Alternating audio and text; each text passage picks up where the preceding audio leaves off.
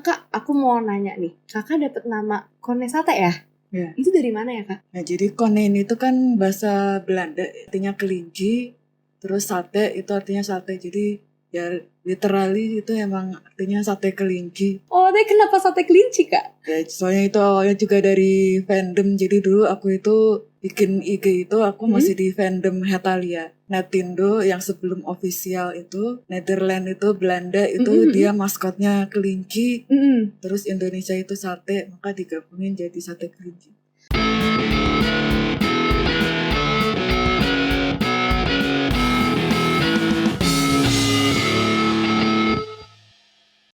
Oke semuanya, kembali lagi dengan gue Kansa Putri Hakim di Desk of Podcast, obrolan anak seni. Hari ini guest kita, ini sebenarnya guestnya terkenal. Jujur gue pun juga baru tahu gara-gara setelah hangout sama anak ilus, dan pas gue liat, oh my god, ternyata famous banget dan kayak yang norak gitu. Ternyata di kampus gue, wow, famous ilustrator, wow gitu kan. Langsung aja aku kenalin Kak Gina. Halo Kak. Ini aku enaknya manggilnya gimana nih Kak? Kak, Mbak, Teteh. Soalnya di IG aku lihat tadi manggil Mbak, Teteh gitu kan. Ya terserah sih sebetulnya, panggil yang senyamannya aja. Oh, aku panggil Kak deh kalau gitu ya. Gimana Kak kabarnya hari ini Kak? Ya baik, sehat. Alhamdulillah sehat. Kak, aku mau nanya nih. Kakak dapat nama Kone Sate ya? Ya. Itu dari mana ya Kak? Nah, jadi konen itu kan bahasa Belanda. Bahasa Belanda artinya kelinci, terus sate itu artinya sate. Jadi ya literally itu emang artinya sate kelinci. Oh, tapi kenapa sate kelinci Kak? Ya, soalnya itu awalnya juga dari fandom. Jadi dulu aku itu pas bikin IG itu aku masih di fandom Hetalia. Nah, dulu aku itu nge-ship sama Netindo yang sebelum official itu. Nah, itu sarkasnya itu namanya emang dari situ. Soalnya Netherlands itu Belanda itu dia maskotnya kelinci, terus Indonesia itu sate, maka digabungin jadi sate kelinci. Sate kelinci. Wah, tapi keren sih Kak. Aku pun gak kepikiran loh. Baru gitu. Oh, wow. Terus gini Kak. Kakak ini kan aku udah stalking tipis. Lihat-lihat di IG kakak gitu ya. Kayaknya banyak banget tuh temanya yang kayak Indo-Indo jadul gitu ya. Banyak banget drawing kakak tuh aku lihat kayak, ya pokoknya emang berakar dari Indonesia. Kayak kultur-kultur Indonesia. Itu kenapa tuh Kak? Ya, sebetulnya sih memang dari kecil tuh emang lumayan suka sama budaya ya. Dan sebetulnya aku tuh pernah kuliah di antropologi. Ya, antropologi itu kan belajar budaya juga kan. Nah, cuman aku ada masalah psikologis, terus ya awalnya aku gak mau kuliah di IKJ, tapi pokoknya harus dapat S1 kata ortu, jadi aku masuk IKJ. Oh, waktu yang kuliah antropologi di mana tuh Kak? Kuliah antropologi maksudnya gimana? Oh, itu belajar antropologi di mana? Di Unpad. Oh. Universitas Pajajaran. Itu berapa lama Kak di sana? Sebetulnya 4 tahun, cuman 4 tahun itu juga keteteran, jadi belum ngambil skripsi. Oh, oke. Kan kakak bilang tadi nggak mau masuk IKJ. Terus kenapa di IKJ Kak jadinya? Terpaksa sebetulnya. Ini salah satu yang unik sih Kak aku dengernya. Saya biasa kan kayak biasanya anak yang maksa-maksa orang tua mau masuk IKJ gitu, ngeyakinin. Ini agak-agak kebalik sih, tapi aku seneng dengernya. Berarti kan seenggaknya ada orang tua yang berarti masih pikir, oh IKJ it's a good place gitu, at least gitu ya. Ya nggak juga sih sebetulnya. IKJ itu dulu punya reputasi yang buruk lumayan itu banget. Yang suka narkobaan. Itu ortuaku dulu awalnya nggak berani masukin aku ke situ. Cuman waktu tahun aku kan kalau nggak salah tuh 2013, itu IKJ lumayan jadi rapih, signifikan. Nah itu makanya aku, dan awalnya sebetulnya sebelum kesini aku udah keterima juga. Cuman aku nggak ngambil dulu di IKJ sini. Nah cuman terus pas kuliah aku berantakan, terus akhirnya udah masuk IKJ aja udah jelas itu. Iya, kayak gitu. Nanggung gitu sekalian aja gitu. I see. Di IG kakak gitu gambar-gambarnya aku liatnya, itu kan banyak banget tuh kayak ngeblend culture. Kayak ada yang Jepang, terus aku lihat tuh kalau nggak salah Sailor Moon tapi dijadiin penari Jawa gitu ya Kak. Itu kakak awalnya ngeblend kayak gitu tuh dapat idenya dari mana sih Kak? Kalau ngeblend ya karena suka aja sih. Maksudnya emang aku tipenya itu suka eksplorasi banyak gaya. Jadi kayak misalnya gaya Art Nouveau dicobain, art gaya ini dicobain.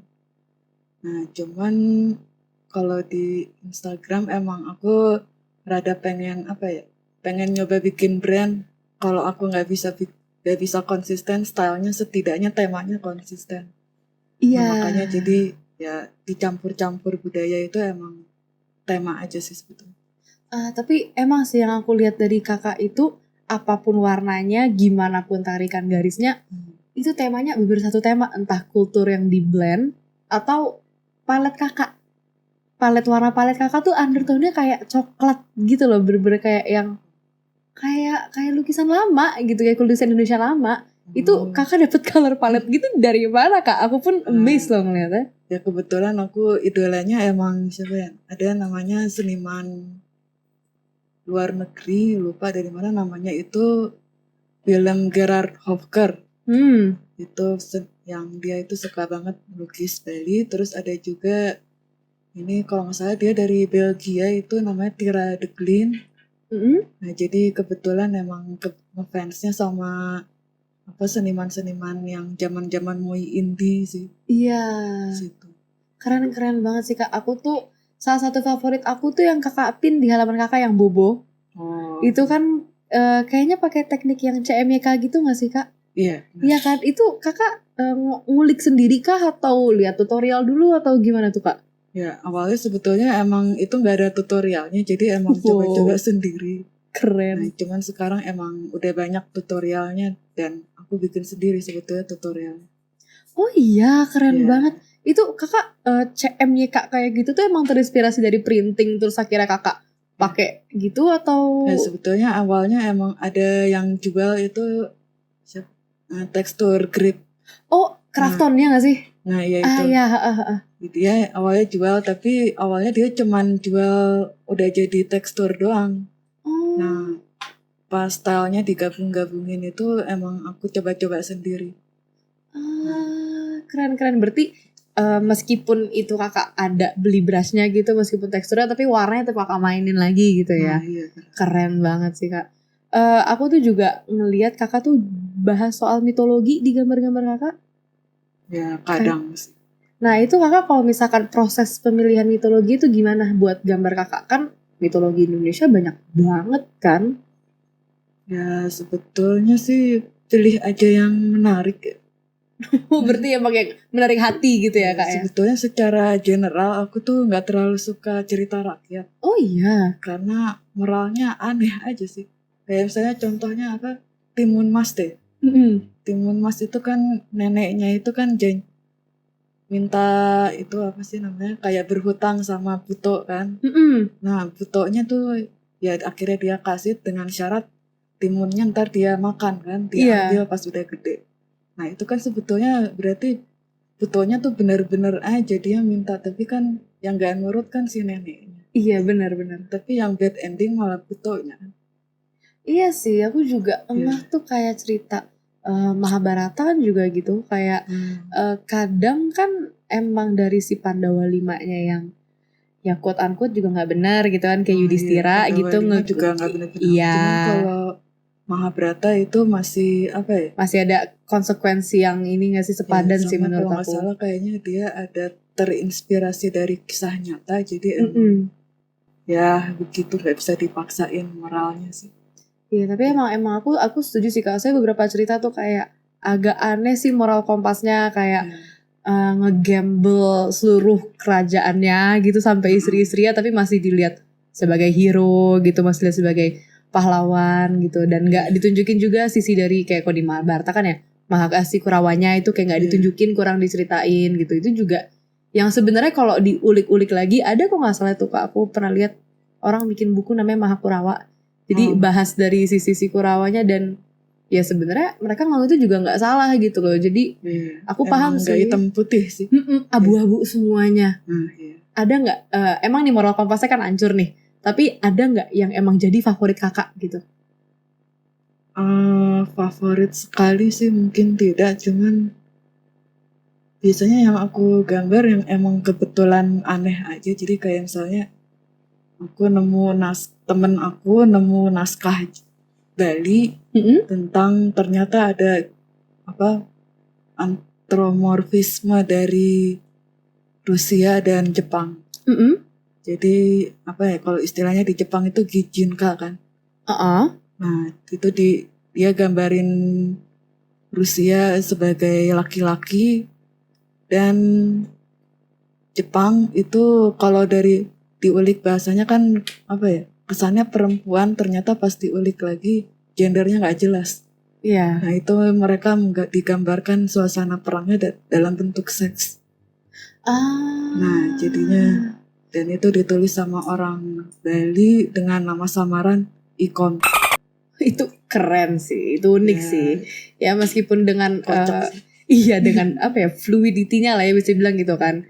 Nggak yang gitu mantekin cowok atau cewek atau itu juga ya, aku paham kocak sih. banget ternyata orang Indonesia bisa bikin yang kayak begituan. Aku paham sih kenapa Kakak suka itu. Kayak kalau ntar aku coba look it up deh, itu menarik sih. Dari namanya aja apa tadi? Iya, nama penanya Ikon. Jadi kayak apa sih, ibaratnya kayak mungkin kalau zaman sekarang itu bikin fanfiction. Iya, Dia punya namanya itu ya nyeleneh lah. tapi unik sih fanfiction udah gitu antara ya Rusia Jepang dan ditambah nama penanya begitu itu. Aku jadi aku kepo sih Kak, jadi ya sih Kak. Yang aku mau tanya lagi nih, Kakak sebenarnya emang dengan membahas budaya kan tadi kan Kakak bilang Kakak emang suka banget gitu sama budaya. Ada gak sih Kak kayak secara sengaja dan atau aware gitu Kakak emang bahas budaya ya biar orang-orang juga ya bisa dibilang melek budaya lah. Apa ya, sebetulnya aku tidak punya niatan seambis itu ya. Karena apa ya, kalau soal budaya aku ngelihatnya kadang-kadang tuh dia kayak orang aja sih. Maksudnya dia emang pasti bakal mati dan selalu akan lahir ada budaya baru. Dan budaya yang udah mati itu gak akan pernah bisa dihidupin lagi. Kalau dihidupin bentuknya namanya baru lagi sebutnya budaya rekayasa. Jadi kalau buat aku sih, aku ngelihat budaya itu sebagai sesuatu yang alamiah aja, dia akan muncul dan akan hilang. Dan apa ya, aku cuman pengen kayak mendokumentasikan yang pernah ada aja sih. Jadi nggak punya ambisi untuk melestarikan itu di luar kemampuan aku sebetulnya. Tapi aku rasa dengan Kakak yang gambar kayak gitu tuh udah cukup berhasil sih. Kalau misalnya Kakak boleh mendokumentasikan, aku bisa bilang itu berhasil sih Kak. Aku dan beribu-ribu orang yang melihat dan like Instagram itu emang keren Kak. Ya makasih. TA Kakak itu kalau nggak salah apa yang di kemarin tuh Kak yang sempet Kakak udah ngambil sempro kan ya? Udah ngambil kemarin yang tarian, apakah ada hubungannya antara yang aduh aku lupa Kakak tuh waktu itu sempat bahasnya apa. Tapi kalau nggak salah itu juga ngebahas kayak kaitannya yang di budaya di Jepang sama yang di Indonesia kan ya? Oh itu tari sintren ya? Iya. Itu mungkin Kakak bisa bahas dikit. Jadi sebetulnya ini udah lama ya. Jadi aku tahu ternyata ada tari sintren di daerah mana? Pesisir utara itu. Ya dia jadi penarinya itu disurupin sama roh biar menari. Nah, cuman sebelum dia disurupin itu dia dimasukin kurungan ayam dulu, dia diikat dulu. Terus tiba-tiba pas dibuka jreng dengan kayak sulap gitu, tiba-tiba penarinya udah ganti baju, udah dalam keadaan kayak teler gitu sebutnya, atau bahasa psikologinya trans. Terus dia menari dalam keadaan orang-orang percayanya itu sedang kesurupan. Nah, cuman habis itu pas buat tugas akhir itu aku niatnya pengen diasosiasikan sama genre Jepang. Kalau dilihat ini kan mirip kayak Magical Girl, kayak Sailor Moon kayak gitu. Iya. Nah, awalnya sih mau bikin kayak gitu sih. Oh, emang sekarang berubah lagi Kak? Tiba-tiba kepikiran judul baru. Iya itu wajar sih kayaknya sih. Aku juga aku dengar-dengar dari dosen juga mereka gitu deh. Kayak tengah jalan udah manteknya mau apa ngeliat yang menarik langsung berubah. Tapi waktu kakak asistensi itu kan kita dapat satu ini yang sama kan. Jadi aku sempat mikir kayak iya juga sih tari sintereng itu kan Sailor Moon juga kayak berubah baju tiba-tiba gitu kan, kayak magic banget. Dan aku tuh sempet mikirnya kayak aku sempet mikir sih jujur kayak ini waduh asosiasinya di mana ya, kan sempet mikir gitu kan. Tari sintereng soalnya kan pakainya kan lumayan, warnanya kan juga banding jauh banget kan sama Sailor Moon. Dari mereka kan kok karateler itu pakai kacamata hitam gitu kan, terus kayak sendang-sendangnya gitu kan. Terus aku sempet mikir waduh ini asosiasinya kemana sama Sailor Moon. Tapi pas kakak jelasin dan kakak bilang ya magis gitu, oh iya juga sih gitu. Sebenarnya aku rasa kalau kakak emang misalkan ya di TA nggak bikin itu, kakak tetap bikin itu di IG, orang-orang pasti bakal narik sih kak. Sekarang judul barunya apa kak? Itu belum berani untuk ngasih tahu karena belum fix juga sih. Berarti tunggu nih, nanti pas udah kelar gitu ya kak ya, amin gitu kan. Jangan lupa mampir. mampir ya, kru mampir juga ya. Tuh kak, udah para mampir tuh kak nanti pas TA. Berarti kakak kalau udah ngambil sempro, kakak sih apa lagi sih? Di IKJ udah semester barengan sama aku nggak sih jatuhnya atau? Ya aku sebetulnya ini udah hampir mentok sih. Jadi tahun depan itu udah terakhir sih. Makanya berarti kakak langsung produksi TA dong? Semester berikutnya? Belum, aku sebetulnya belum ngambil mata kuliahnya mas. Sengaja tidak ngambil karena dosennya itu tolong diabsen. Gak apa-apa sih kak. Kemarin ada kok yang minta maaf sama mas gitu. Ini mas yang mana dulu nih? Ya tidak usah dijelaskan. Pokoknya yang namanya mas siapapun itu kami minta maaf. Kita minta maaf mas. Maaf.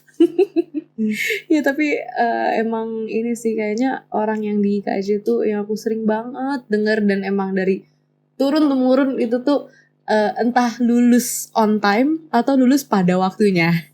Itu yang aku sering denger. Ya aku rasa yang penting kakak kan emang tujuannya masuk ke sini kan juga mau lulus dan udah one step closer. Aku harap sih lancar-lancar aja sih kak.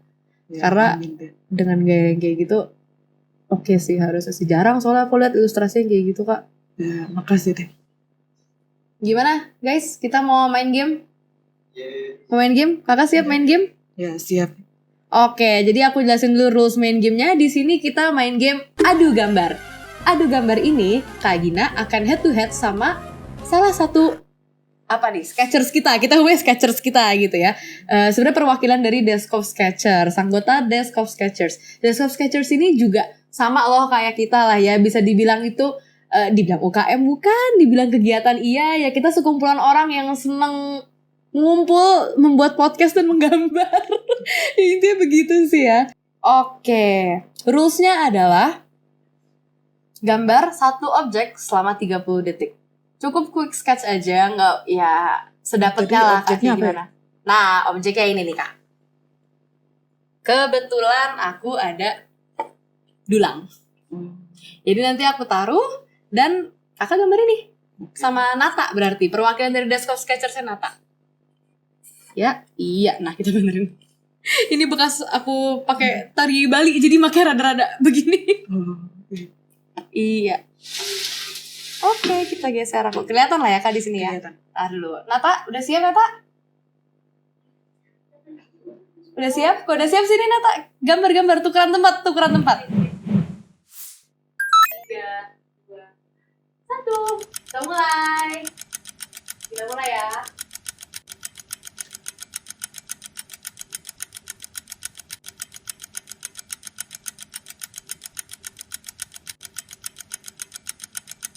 Ini teganggu banget.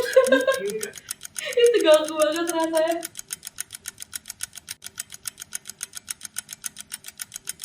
Ayo deh, 5 detik lagi. Ayo.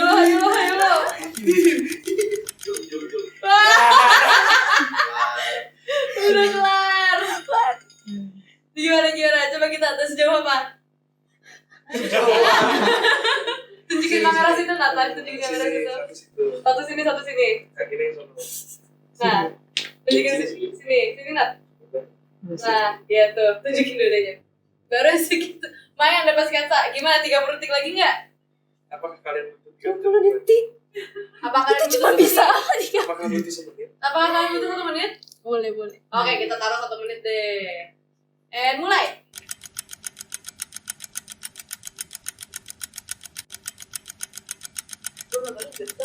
Iya, makanya. Yang menang langsung lulus dari kan? Waduh. Asik banget menang langsung lulus.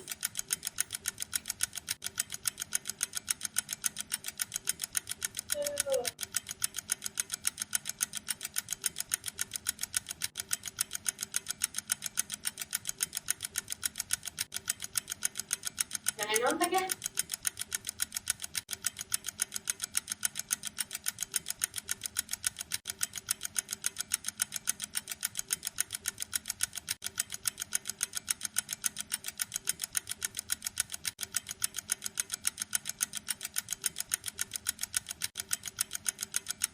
Lima, 4, 3, 2, 1.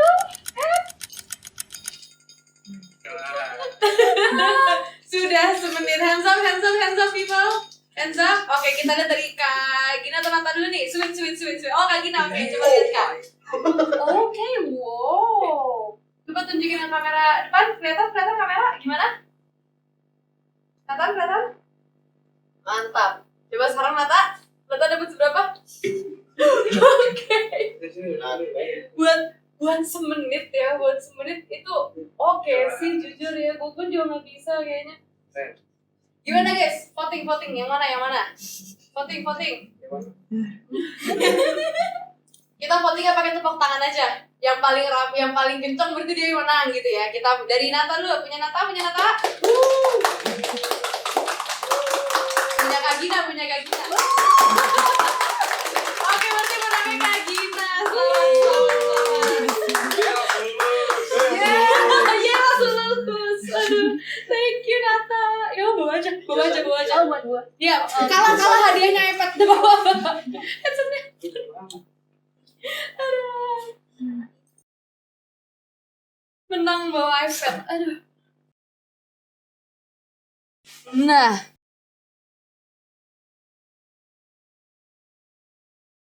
Gimana Kak? Ya, deg-degan.